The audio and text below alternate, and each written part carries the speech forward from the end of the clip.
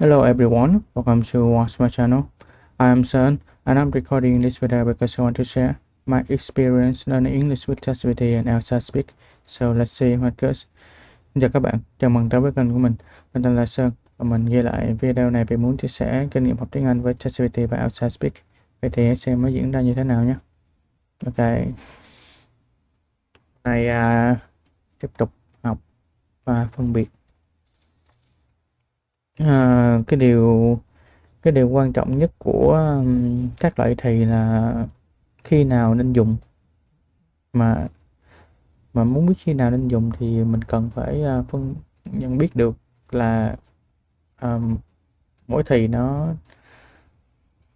nó có mấy trường hợp để sử dụng. Cái này thì không học sâu không thì nó cứ nhớ quên quên hoài. Ok, thứ hai là cái app luyện nói, luyện hội thoại. Hôm qua thì thấy mà có vài vấn đề việc cái giao tiếp hơi ngắn, cho nên mình sẽ làm cho độ khó nó dài hơn chút bằng cái việc không có đưa ra các ví dụ quá sớm để mình tự mò lâu hơn chút. Ok, mình thấy cái việc học bằng hội thoại nó tốt chứ, giúp cho mình luyện nghe tốt hơn chút để trả lời.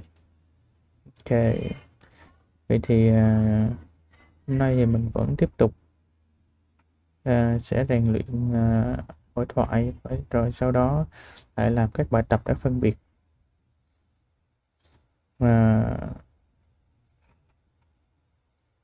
Còn về cái con bot để học thì mình nhận thức một cái là có một điều quan trọng nha. Mình dần cảm nhận được cách để có thể viết được cái câu lệnh để cho ChatGPT nó thực hiện ra đúng ý muốn của mình. Nhưng mà có một cái thứ quan trọng không kém, đó là thông tin đã phản hồi. Thì mình luôn cẩn thận với thông tin mà ChatGPT phản hồi cho mình bằng cách sử dụng các quy trình bộ lọc thông tin để lọc thông tin. Nhưng mà mình muốn dùng đúng một loại thông tin thôi, chứ không phải nhiều loại. Mỗi lần mình hỏi, mình đưa ra một cái prompt để nó trả lời cho mình thì nó lại dựa theo những cái nội dung khác nhau để trả lời. Cho nên mình muốn phải chuẩn hóa cái đó. Rồi cái đầu vào thông tin thì mình cần phải nhận biết nó, để biết nó khi trả lời cho mình nó có cái gì đó sai sót hay không. Đó, cho nên cái phần thông tin rất là quan trọng. Đó là lý do tại sao mình cái ELSA Speak rất là quan trọng đối với mình. Cái đó là ELSA Speak là cái thông tin chuẩn. Ta bỏ tiền ra ta nghiên cứu, người ta có thông tin chuẩn để ta đưa cho mình. Mình chỉ đang mô phỏng lại các các kỹ năng cần đạt được để dùng ELSA Speak kiểm tra các kỹ năng của mình thôi. Đó, cho nên mình dùng ELSA Speak làm thước đo để kiểm tra nội dung mà mình đã xây dựng trong ChatGPT, để đảm bảo rằng mình không có đi sai hướng. Đó, cho nên điều quan trọng nhất của mình vẫn là thông tin. Mình cần một cái thông tin, mình cần phải chuẩn hóa các lệnh để đối chiếu vào thông tin, hoặc là đối chiếu vào thông tin mà nếu như mình có thông tin sẵn thì lệnh ấy nó có thể đối chiếu với thông tin đó để sử dụng.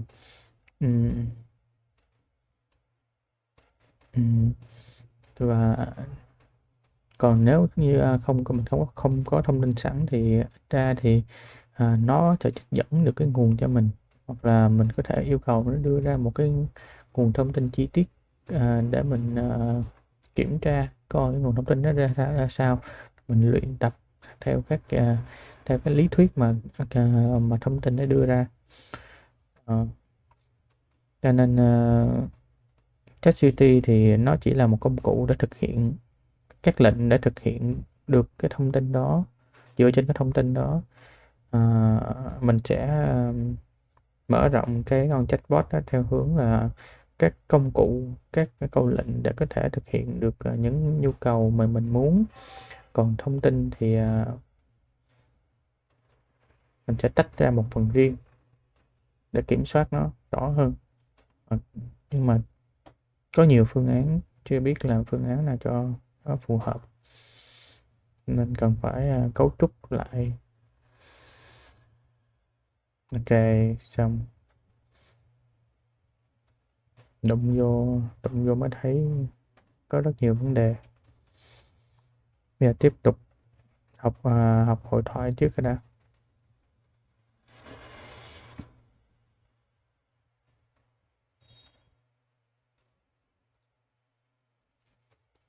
Hi, ChatGPT.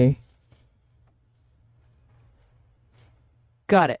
You're aiming to practice English for daily life situations in the IELTS speaking context. That gives us a nice little target to aim at. Next up, we need to pick how challenging you want this to be. You can pick easy, medium, or hard. The level just changes how complex and lengthy our little role play will get. Once you've got a difficulty in mind, I'll toss you a few daily life meets IELTS topic ideas and we'll go from there. Medium, please. Medium it is. So we'll add a bit more spice and complexity to keep things interesting, but we won't dive into anything too labyrinthine. Now, since you want to practice for daily life in an IELTS speaking kind of setting, let's go with 3 possible topics. For medium difficulty, we could talk about something like discussing how you manage your daily routines when you're busy, describing a time you had to solve a small problem at home or with a friend in English, or talking about how you'd handle a conversation about Hình như nó sai sai đâu. Nói từ đầu. Hi, ChatGPT. Hi there. Let's get started on your English speaking practice. First up, can you tell me what your goal is for learning English? I For just example, want to practice a daily life conversation. great. So we'll go with a daily life focus. Now let's pick a difficulty level. Would you like Medium, to? please. Perfect. Medium it is. So for daily life at a medium level, let me suggest a few topics you can choose from. We could do something like having a conversation about planning a small social event, discussing a minor home problem like a leaky faucet, or talking about your plans for a weekend activity. Let me know which one of those you'd like to dive into. Topic 1, please. Absolutely. Let's go with talking about a minor home problem like a leaky faucet. Now, I'll give you 3 specific scenarios to choose from under that topic. You can pick whether you want to explain the issue to a friend who's visiting, call a maintenance service to describe the problem, or talk to a neighbor to see if they've had the same issue. Once you pick one, we'll get started with our 3-step conversation. Topic 2, please. All right, you've chosen to call a maintenance service to describe the problem. So let's jump in. This is going to be a 3-step conversation. Here's step 1 out of 3. You'll start by explaining the issue to me as if I'm the maintenance service. If you make any mistakes, I'll help you correct them, and we'll make sure you say it correctly before we move on. Go ahead and start whenever you're ready. Okay, let's get started. Absolutely. Let's do it. So just go ahead and start by telling me, as the maintenance service, what the problem is with your faucet. Then we'll take it from there. I don't know how to say that. No worries at all. Here's a hint. You can start by simply saying something like, "Hi, I have a problem with my kitchen faucet. It's leaking." Just give that a try and let's see how you do. Hi, I just have a problem with my faucets. Great start. So let's just add a tiny bit more to that. Try saying, "Hi, I have a problem with my faucet. It's leaking a little bit." Go ahead and repeat that, and we'll move on once you've got it just right. Hi, I have a problem with my tiny problem with my faucets. That's almost there. Let's fine tune it a little bit. The key phrase is, "Hi, I have a problem with my faucet. It's leaking a little bit." Please repeat that exactly, and once you've got it, we'll move on to the next step. Hi, I have a problem with my faucet. That's good. Now let's get the full sentence exactly right. Please say, "Hi, I have a problem with my faucet. It's leaking a little bit." Once you repeat that correctly, we'll be all set to go on to the next step. Hi, I have a problem with my faucet. It's leaking a little bit. Perfect. You've got it exactly right this time. That was step 1 out of 3, so well done. Now let's move on to step 2. Yes. All right, step 2 out of 3. Now that you've told me the problem, I'll confirm some details and you can respond. For example, I'll say, "Sure, I can help with that. Could you tell me how long it's been leaking?" Then you'll answer. And remember, if there's any slip up, I'll help you correct it before we move to the last step. Let's give it a try. Say what I know. Yeah, you just talk too fast. Just talk again. Of course, I'll slow it down a bit. So here we are on step 2. I'm going to say, "Sure, I can help with that. Could you tell me how long it's been leaking?" And you'll just answer that question. If there's any mistake, I'll help you fix it. And then we'll move on to the last step. Let's give it a go now.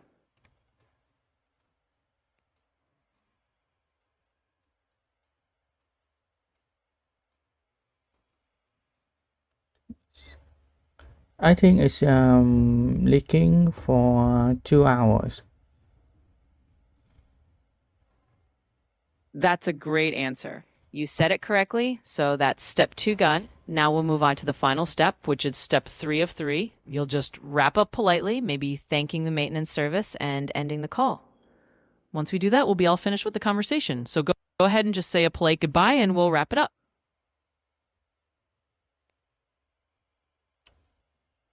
Oh, I think you have to respond to me first. Absolutely, I'll do that. So let me respond quickly as the maintenance service. Thanks for letting me know. We'll send someone over shortly to help you out. Now you can just thank me and say goodbye, and then we'll be all set. Okay, thank you. And that's perfect. You've racked it up nicely. So that's the end of our 3-step conversation. Just to quickly recap, you did a great job describing the problem. You said how long it had been leaking, and then you ended the call politely. If you want, I can suggest 3 more similar conversations for next time. Okay, give me next conversation. Absolutely. Let me give you 3 similar conversation options you can pick from. Since we did a daily life scenario at medium level, here are 3 new topics. First, you could have a conversation about planning a small gathering with a friend, like deciding what to bring or where to meet. Second, you could talk to a neighbor about borrowing something like a tool or a small item you need. Or third, you could have a chat about arranging a carpool with a colleague or a friend for an event or for work. Just pick one of those and we'll jump into the next conversation. Okay, topic 2. All right, we'll go with talking to a neighbor about borrowing something. So this will be another 3-step conversation, just like before. First, you'll start by asking your neighbor if you can borrow something, maybe a tool like a hammer. Then I'll respond and we'll go through the steps just like last time. If you slip up, I'll help you correct it. So go ahead and start whenever you're ready. Okay. All right, let's dive in with step 1 of 3. Just go ahead and start by asking your neighbor politely if you can borrow that tool, for example, a hammer. I'll be here to correct you if needed, and once you say it correctly, we'll move on to the next step. Hi neighbor, can I borrow your hammer? That was great. You asked that really nicely, so that's step 1 done. Now on to step 2. I'll respond as the neighbor and say something like, "Sure, you can borrow it. When do you need it?"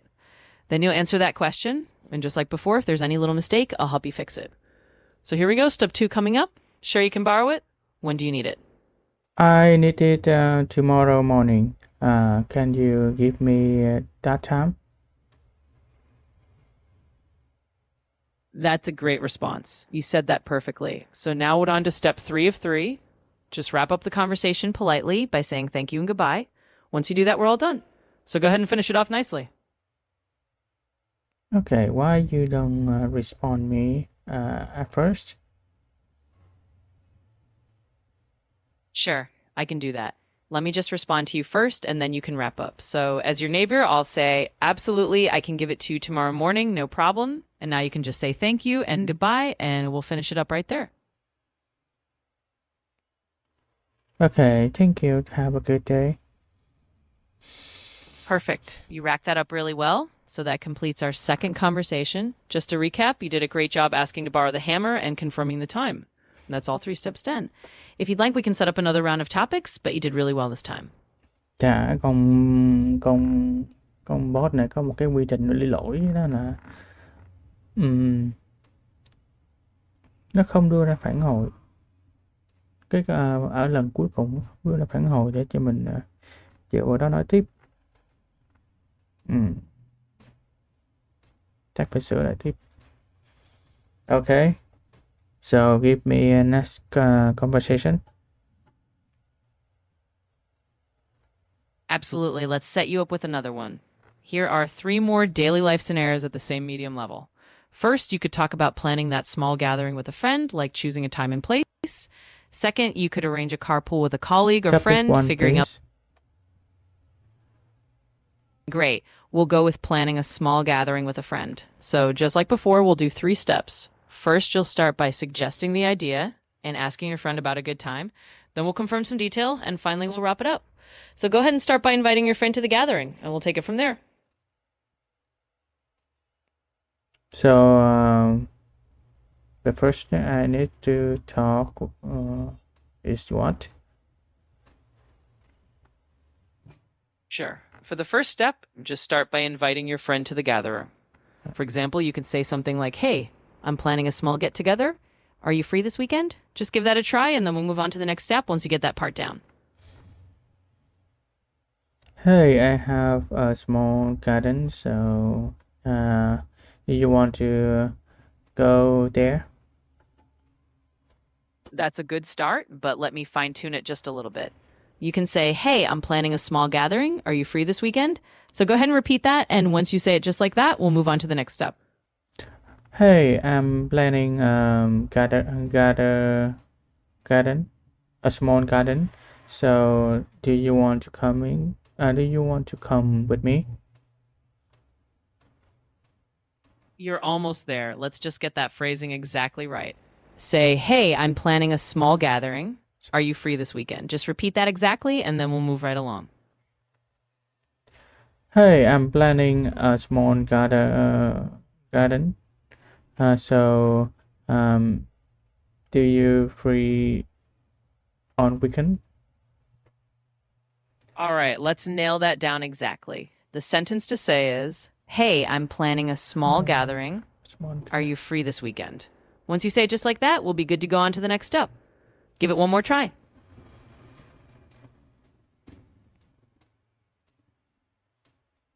I don't know why we use gathering.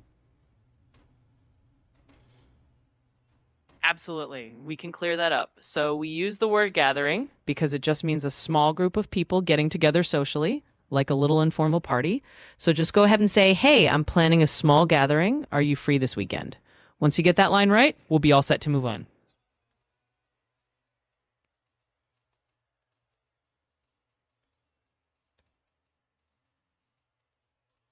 Hey, I'm planning a small gathering.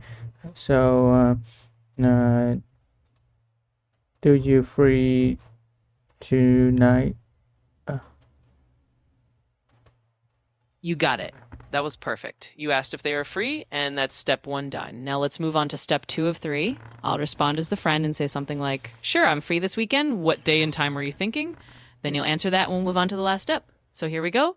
Sure, I'm free this weekend. What day and time were you thinking? Can you talk again? Of course. I'll say it again. So, as your friend, I'll respond, sure, I'm free this weekend. What day and time were you thinking? Now you can just answer that, and we'll be ready to move on to the final step.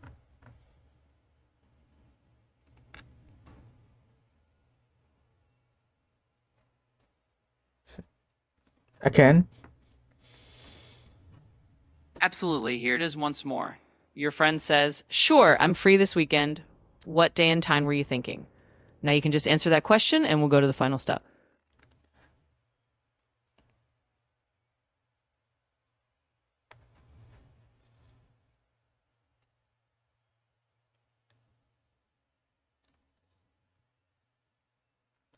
We can do that at 7 a.m. in the morning. Yeah, just go and we will have breakfast first. Then we will plan a small gardening. That sounds good. So that's step 2 done. Now we'll move on to the final step. You can just wrap up the conversation by confirming and saying something like, "Great, see you then." Once you say that, we'll be all finished with the scenario. So go ahead and wrap it up politely. So I think you respond first. Absolutely. I'll respond first. So, as your friend, I'll say, "Sounds great. I'll see you at 7 in the morning for breakfast and a bit of gardening." Now you can just say, "Great, see you then." And we'll be all wrapped up. Great. See you then. Perfect. You've wrapped that. I am now. Exactly. Can you say it again? Of course. I'll wrap it up once more. So, as your friend, I said, "Sounds great. I'll see you at 7 in the morning for breakfast and a bit of gardening." And then you just say, "Great, see you then." And that's it. We finished that scenario. Great. See you then.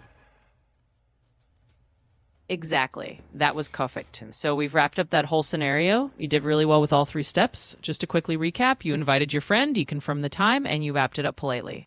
If you want to do another conversation, we can absolutely set up a new scenario. Let me know. Okay. Just give me a next thing. Absolutely. Let's set up your next scenario. Here are 3 more options at the same medium level. First, you could have a conversation about arranging a carpool with a colleague or a friend.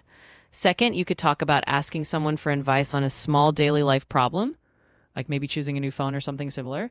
Or third, you could practice a scenario where you're giving someone simple directions to a place nearby. Just pick whichever one you like and we'll jump right into it. Topic 3. All right, we'll go with the scenario where you give someone simple directions. So just like before, we'll do our 3 steps. In the first step, you'll start by giving the person a basic direction to a nearby place, maybe a coffee shop or a bus stop. Then we'll confirm the details and wrap it up. So go ahead and start by telling me how to get to a simple place, and we'll go from there. So what I have to do? Sure. So for step 1, just start by giving a simple direction. For example, you can say, "To get to the coffee shop, just walk straight down the street and turn left at the corner." Once you give the direction, I'll confirm it with you, and then we'll go on to the next step. So go ahead and just give a simple direction.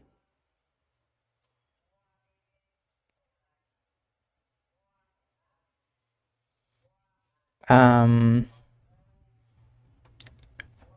No worries. if you want to go coffee shop, you just go straight and about 1 kilometer, and you will see it in a corner of the street. Great job. You gave a nice, clear direction there. So that's step 1 complete. Now let's move on to step 2. I'll confirm by saying something like, "Okay, so I just go straight for about a kilometer and I'll see it on the corner." And then you can confirm that and we'll wrap up. So here we go. Okay, so I just go straight for about a kilometer and I'll see it on the corner. So what? I need you respond it to me first. Absolutely, I can do that. So, as the person asking for directions, I'll say, "Got it. I just walk straight for about a kilometer and I'll see it on the corner, right?"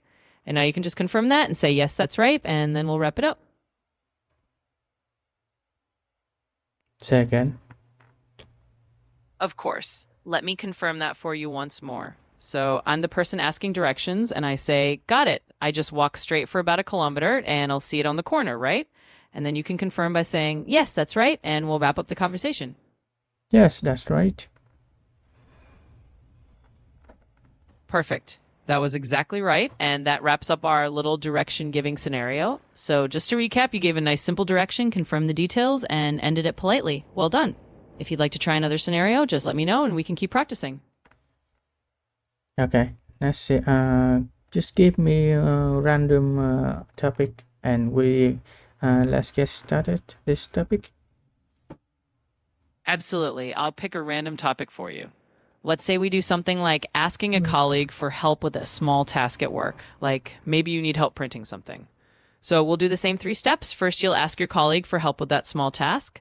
Then we'll confirm the details, and finally, we'll wrap it up. So go ahead and start by asking your colleague for a little help with printing something, and we'll take it from there. Okay. All right, let's jump in. So just go ahead and ask your colleague if they can help you print something. For example, you can say something like, "Hey, could you help me print out a document?" Once you do that, we'll go on to step 2. Hey, can you present me a document? Great job. That was a perfect way to ask. So that's step 1 done. Now let's move on to step 2. I'll respond as your colleague and say, "Sure, I'd be happy to help. Just let me know which document it is." And then you can confirm that with me, and we'll go on to the last step. Here you go. "Sure, I'd be happy to help. Just let me know which document it is." There's my document. It's in the USB, and just give me and just do it for me. Thanks. Perfect. That's a great response. So now we're on to step 3, and you can just wrap it up politely by saying something like, "Thank you so much," or "I really appreciate it." Once you do that, we'll be all done with this scenario. So just give a quick thank you, and we'll finish up. So, you have to respond me first. Absolutely, I'll do that. So, as your colleague, I'll say, "Sure, I'll take care of it. I'll print it from your USB right away." And then you can just say, "Thanks so much," and we'll be all wrapped up. Again. Of course. As your colleague, I'll say again, "Sure, I'll take care of it and print it from your USB right away." And now you can just say, "Thanks so much," and we'll finish up this scenario. Okay, thank you so much. And if we mm, You're if welcome. if you don't, we will hang out a coffee near my workshop. That's a nice extra touch. So you added a little invitation at the end, which is great. That wraps up this scenario really nicely. Just to recap, you asked for help, confirmed the details, and then politely ended the conversation. If you want to do another one, just let me know, but you did great with this one. Okay, I think it's enough for me. Thanks.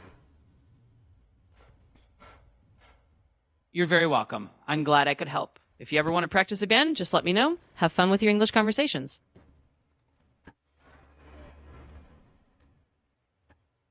Okay, nghe nha. Mình muốn cái gì đó nó như có một vài cái lỗi ở đây ha. Cái chưa được lắm để mai sửa lại tiếp. Ok, cái này rồi. Bây giờ tiếp tục áp dụng loại bài tập trên cho hai loại thì hiện tại đơn và tiếp diễn cho tôi.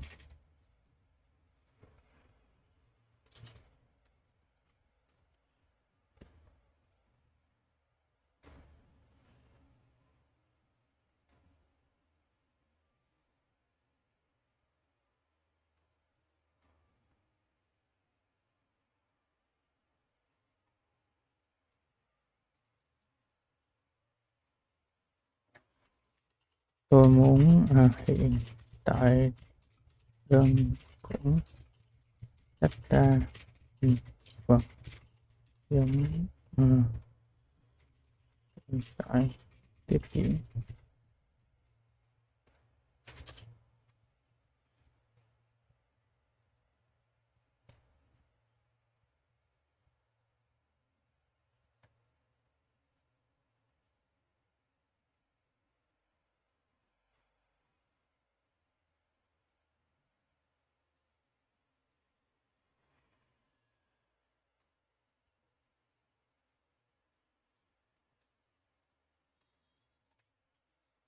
Bây giờ hãy đưa bài tập để hỗn hợp để phân biệt hai loại thi cho tôi. Hãy đưa 20 câu phân biệt.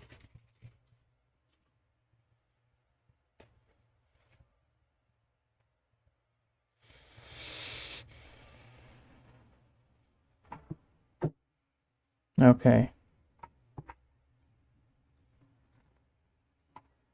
Giáo viên QA ngữ pháp.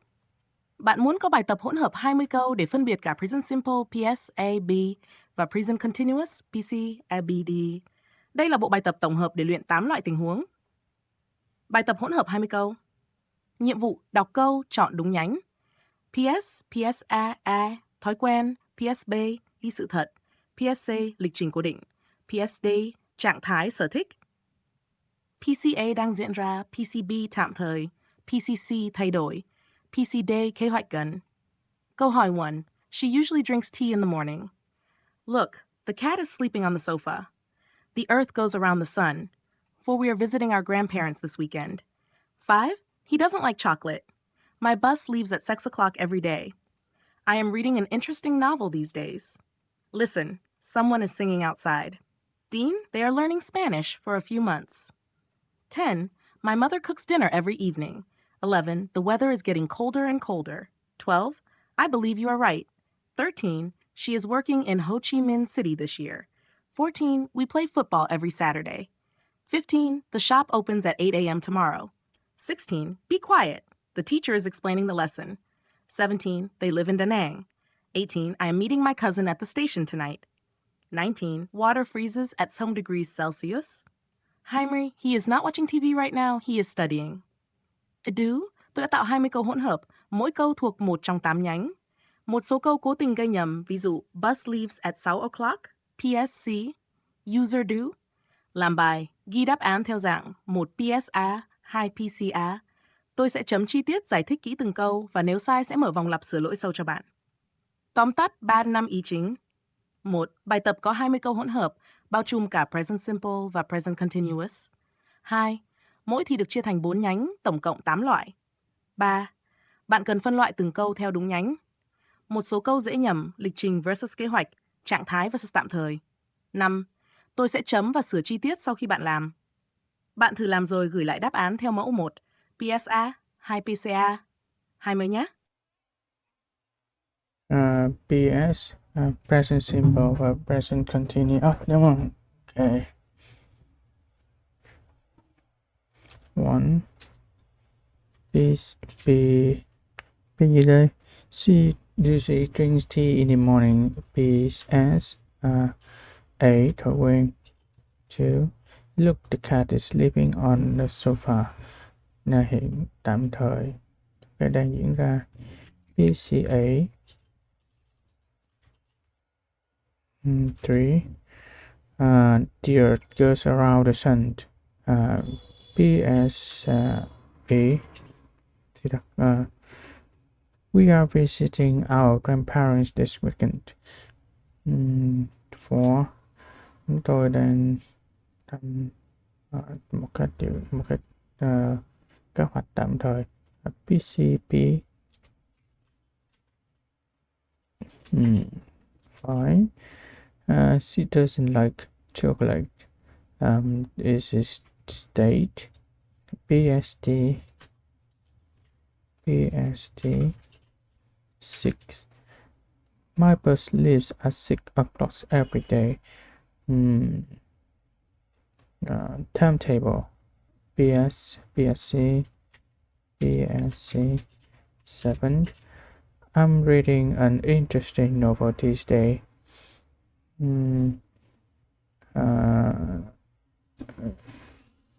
PCB.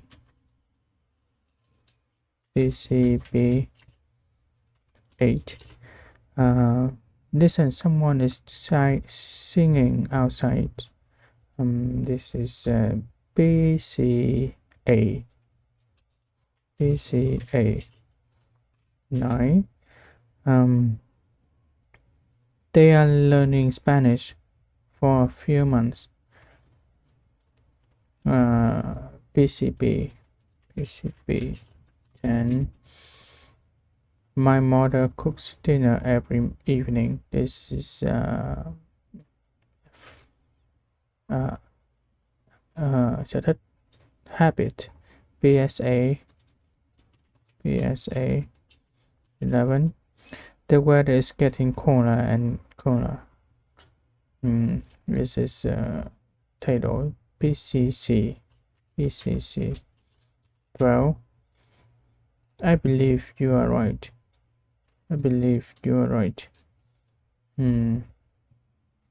This is a state. PSD 13. She is working in Ho Chi Minh City this year.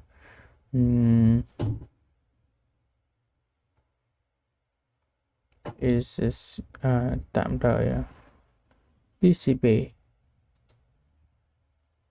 No, this is kế hoạch gần chứ. Tạm thời hay là kế hoạch gần nhỉ? Tạm thời.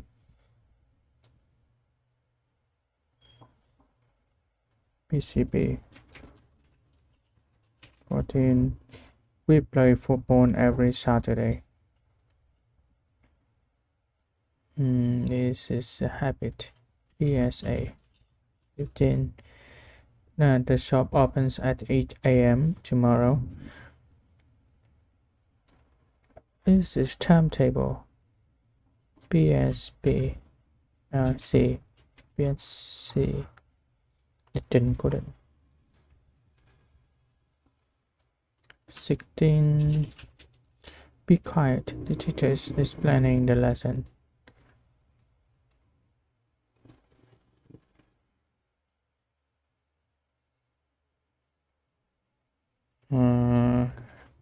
PCA 17. They live in Đà Nẵng. This is state. PSD 18. I am meeting my cousin at the station tonight. I'm meeting my cousin at the station tonight. This is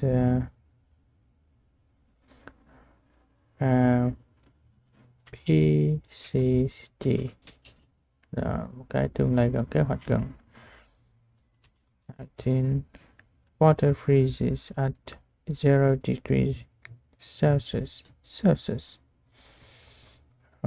This fact. PSB 19. 20. He's not watching TV right now. He's studying. PCA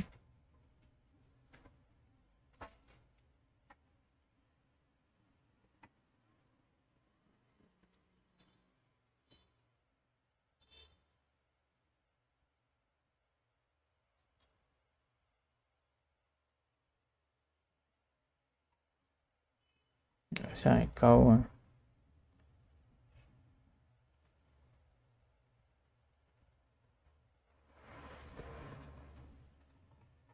Giáo viên QR ngữ pháp. Bạn đã làm bài tập 20 câu hỗn hợp. Tôi sẽ chấm chi tiết. Đáp án và phân tích. 1. She usually drinks tea in the morning. PS thói quen bạn chọn PSA đúng. 2. Look, the cat is sleeping on the sofa. PCA, bạn chọn PCA đúng. 3. The earth goes around the sun. PS sự thật, bạn chọn PSB đúng. 4. We are visiting our grandparents this weekend. Bạn chọn PCB, sai vì this weekend là kế hoạch có lịch, không phải hành động tạm thời. 5. He doesn't like chocolate. Trạng thái sở thích, bạn chọn PSD đúng. My bus leaves at 6 o'clock every day. PSC, lịch trình cố định, bạn chọn PSC đúng. I am reading an interesting novel these days. PCB tạm thời, bạn chọn PC đúng. Listen, someone is singing outside. PCA, bạn chọn PCA đúng. 9. They are learning Spanish for a few months. PCB, tạm thời, bạn chọn PCB đúng. 10. My mother cooks dinner every evening. PSA, bạn chọn SA đúng. 11. The weather is getting colder and colder. PCC, bạn chọn PC đúng. 12. I believe you are right, bạn chọn PS đúng. She is working in Ho Chi Minh City this year, bạn chọn PCB đúng. 14. We play football every Saturday. PSA, bạn chọn PSA đúng. 15. The shop opens at that AM tomorrow. PS trình cố định, bạn chọn PSC đúng. 16. Be quiet. The teacher is explaining the lesson. PCA, bạn chọn PCA đúng. They live in Da Nang. PSD, trạng thái nơi ở lâu dài, bạn chọn PSD đúng. I am meeting my cousin at the station tonight. PC. Water freezes at 0 degrees Celsius. PSB, sự thật. Bạn chọn PSB đúng. 20. He is not watching TV right now. He is studying diễn ra. Bạn chọn PCA đúng. Kết quả. Đúng 19-20. Sai, câu 4. Bạn chọn PCB nhưng đúng là PCD vì this weekend kế hoạch đã sắp. Bài học rút ra. Tạm thời PCB, hành động chỉ kéo dài trong một giai đoạn ngắn. This week's, kế hoạch gần, PCD. Có thời điểm cụ thể sắp tới. This weekend, tomorrow, tonight. Đây là lỗi rất thường gặp. Cần nhớ, có lịch cụ thể trong tương lai. Khu PCD không phải PCB. Tóm tắt 3-5 ý chính. 1. Bạn làm đúng 19-25%. 2. Chỉ sai ở điểm tạm thời versus kế hoạch tương lai gần. 3. Phân biệt. This week PCB, this weekend, tomorrow PCD. 4. Bạn đã nắm chắc nhánh còn lại, thói quen, sự thật thay đổi. 5. Bước tiếp theo, luyện bài tập viết lại câu, chuyển từ PSP để tăng phản xạ. Bạn có muốn tôi thiết kế thêm một bài tập chuyển đổi, revise? Ví dụ, từ câu present simple sang present continuous và ngược lại, để bạn tập linh hoạt hơn không? Câu được á. Ok.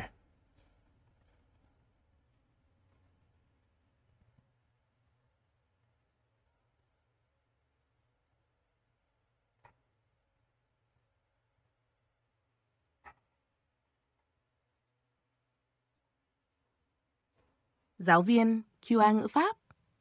Đúng như ta đã thống nhất, bước tiếp theo là bài tập viết lại guys để bạn luyện chuyển đổi linh hoạt giữa present simple và present continuous. Tôi sẽ thiết kế 3 dạng, tổng cộng 20 câu. Bài tập viết lại câu present simple, present continuous. Dạng 1, chuyển từ present continuous. 1. She usually reads books in the evening. Đang đọc ngay bây giờ. 2. They play football every Sunday. Đang chơi ngay bây giờ. 3. I work in a bank. Tạm thời làm trong một công ty khác tuần này. Vũ. The train leaves at 6 p.m. tomorrow. Nhóm bạn có lịch gặp vào ngày mai. 5. The sun shines every day. Trời đang chiếu nắng gắt ngoài kia. Dạng 2. Chuyển từ present continuous, present simple. 6. Look, she is cooking pasta now. Thói quen nấu ăn vào buổi tối. He is staying in London this summer. Nói nơi anh ấy sống lâu dài. I am reading a very good book these days. Nói sở thích đọc sách. Jean, they are meeting the teacher tomorrow. Nói lịch trình tàu chạy vào sáng mai. The weather is getting colder and colder. Sự thật khí hậu chung của vùng. Dạng 3. Tự chuyển đổi theo gợi ý. She drinks coffee every morning. Đang uống cà phê ngay bây giờ. Re-2. We are having lunch at a restaurant. Thói quen ăn trưa tại công ty. He believes in ghosts. Tạm thời đọc sách về ma quỷ. 14. The bus leaves at that AM every day. Xe buýt hôm nay đang chạy tới. 15. They live in Ho Chi Minh City. Tạm thời làm việc ở Hà Nội năm nay. I don't like spicy food. Đang ăn thử món cay ngay lúc này. The baby is crying now. Thói quen em bé hay khóc buổi tối. I am seeing my doctor this afternoon. Bình thường tôi đi khám sức khỏe hàng năm. People are using smartphones more and more. Sự thật, smartphone có mặt khắp nơi. 20. My sister plays the piano on weekends. Cô ấy đang chơi piano bây giờ. Idol, tôi đã tạo 20 câu chia 3 dạng để bạn luyện chuyển đổi 2 thì. Mỗi câu có gợi ý ngữ cảnh để bạn biết phải đổi về PS A B C D hoặc PC A B C D. User do, viết lại 20 câu theo yêu cầu, không cần dịch nghĩa, chỉ cần viết câu đúng thì. Tôi sẽ kiểm tra từng câu, phân tích lỗi và kích hoạt vòng lặp sửa lỗi sâu nếu bạn sai. Tóm tắt 3 ra 5 ý chính. 1. Bài tập có 20 câu, chia 3 dạng. Simple, continuous, simple, mixed. 2. Gợi ý để bạn xác định phải đổi sang nhánh nào, thói quen, tạm thời, kế hoạch. 3. Mục tiêu, tăng phản xạ chuyển đổi thì, tránh nhầm lẫn. 4. Bạn làm, tôi sẽ chấm và sửa chi tiết. 5. Đây là bước nâng cao, giúp bạn dùng thì linh hoạt trong giao tiếp. Bạn muốn tôi đưa luôn đáp án mẫu để bạn đối chiếu trước, hay bạn sẽ thử tự làm tôi sửa? Ok, one. Chuyển đổi từ hiện tại đơn sang hiện tại tiếp diễn. She đang đọc ngay bây giờ. She usually reads books in the evening. She is reading book in the evening. 2. They play football every Sunday. They are playing football now. 3. Right now. 3. I work in a bank. I'm working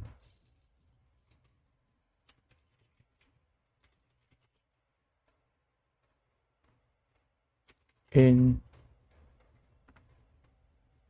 a bank this week. 4. The train leaves at 6 p.m. tomorrow. The train is leaving at 6 p.m. tomorrow. 5. The sun shines every day. The sun is shining outside.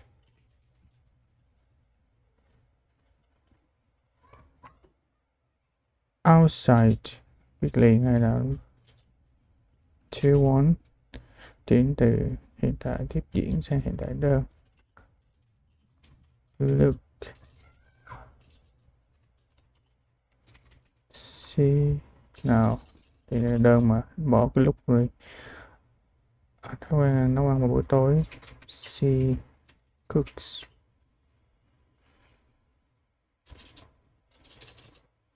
She usually cooks pasta at night.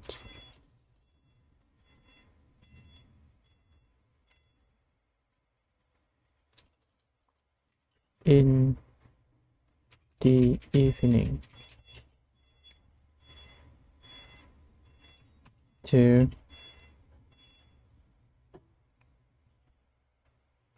He's staying in London this summer. Nói nơi anh ấy sống lâu dài.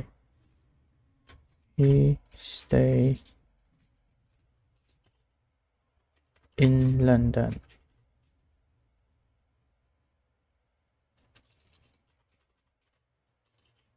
3.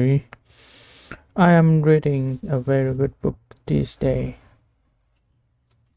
I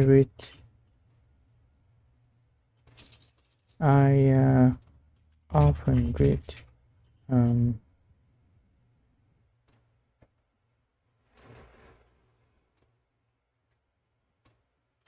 book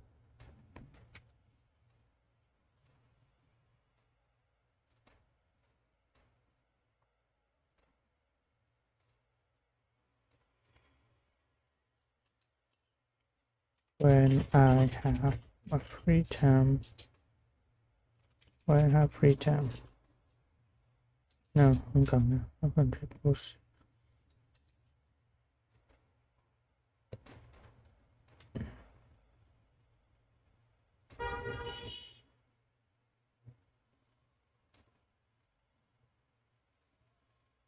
Này đủ rồi ha, có cần. Ok. Ủa, 6 hả? 6, 7, 8. I am, they are meeting. Ủa, 8 đây chứ. 9 rồi. Ok. They are meeting in the teacher tomorrow. Nói lịch trình tàu chạy vào sáng mai. À,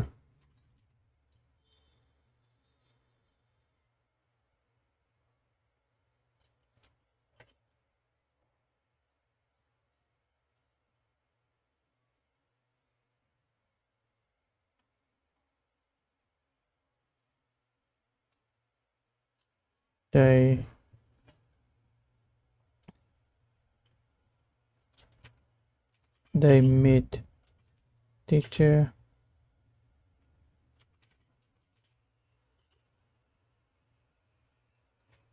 they usually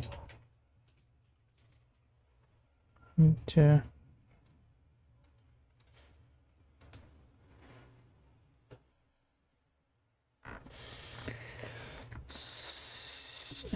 từ bây giờ là họ sẽ có dự định gặp giáo viên vào ngày mai, nhưng mà bây giờ là đổi thành nói lịch trình tàu chạy. Thì the train leaves in the morning.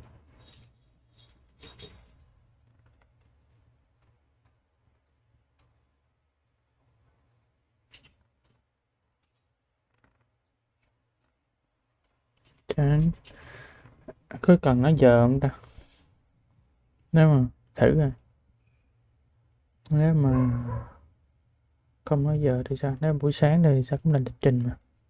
The weather is getting colder and colder. Sự tập trung của vùng. The weather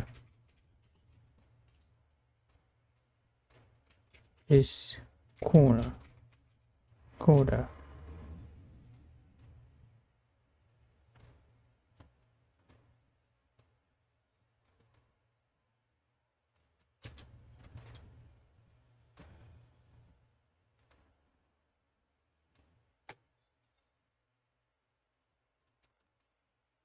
Không biết nữa. 3.11. Tự chuyển đổi theo gợi ý. She drinks coffee every morning. Để uống cà phê ngay bây giờ. She is drinking coffee right now. 12. We are having lunch at a restaurant. Thói quen ăn trưa tại công ty. We usually have lunch at a restaurant. 13.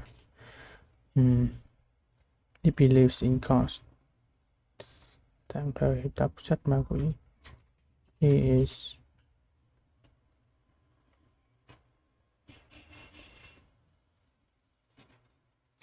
reading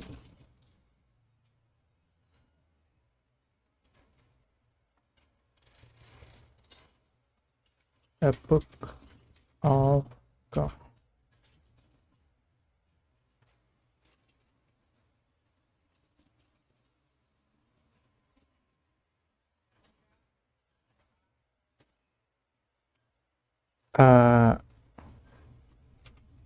Of course. Okay, course book.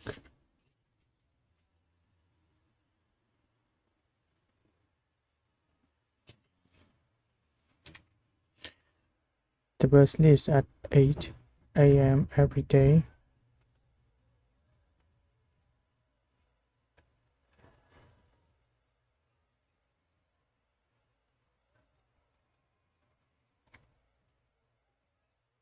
In the morning, Every day.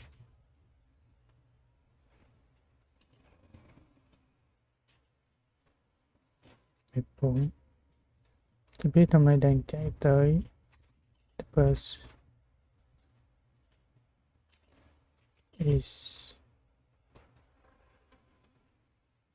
coming.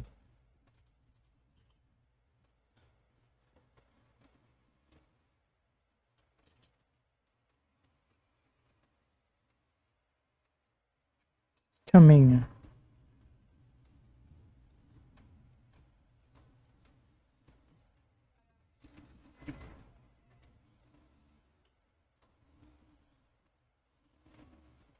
The bus today is coming. They live in Ho Chi Minh City. They are living in Hà Nội this year.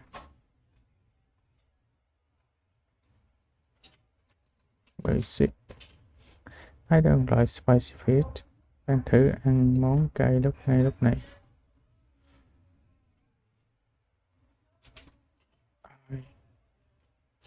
I'm trying spicy food now. 17. The baby is crying now. Thói quen em bé hay khóc buổi tối.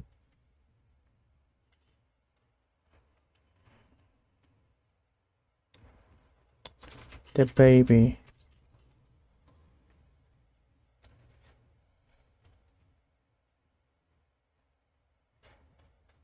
usually often cries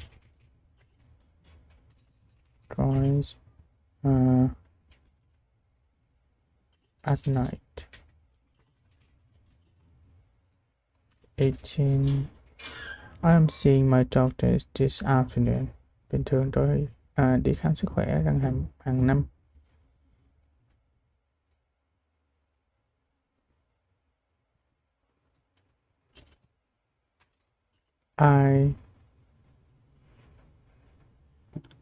I see my doctor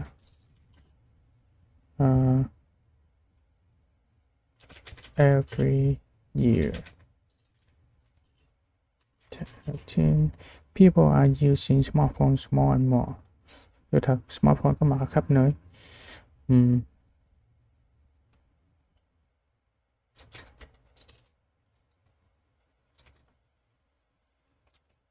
Smartphone is everywhere.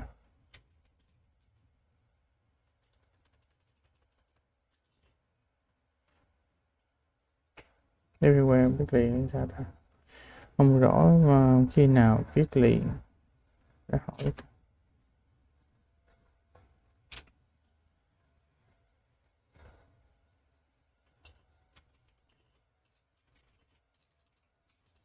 Khi nào viết liền. Khi nào tách ra.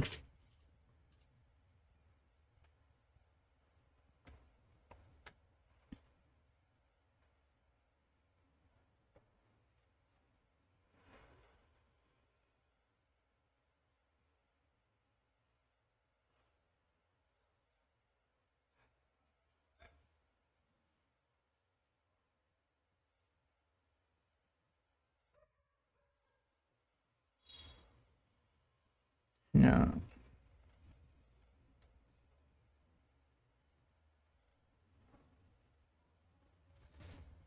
Còn viết đây có tách ra không?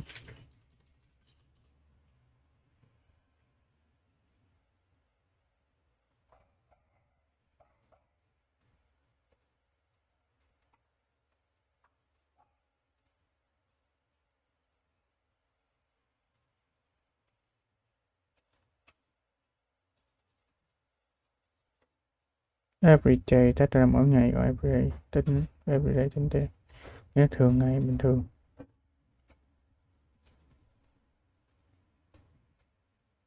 Every day every day trạng từ cộng danh từ trạng từ cộng trạng từ, còn everyday tính từ là chữ danh từ.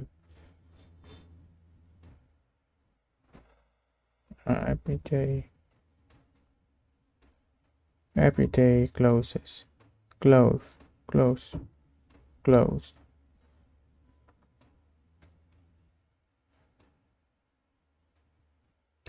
Ok. Everyday tách ra là thành trạng từ cộng trạng từ, còn everyday viết liền là tính từ.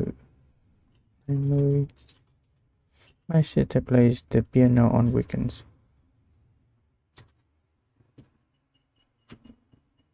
My sister is playing piano right now.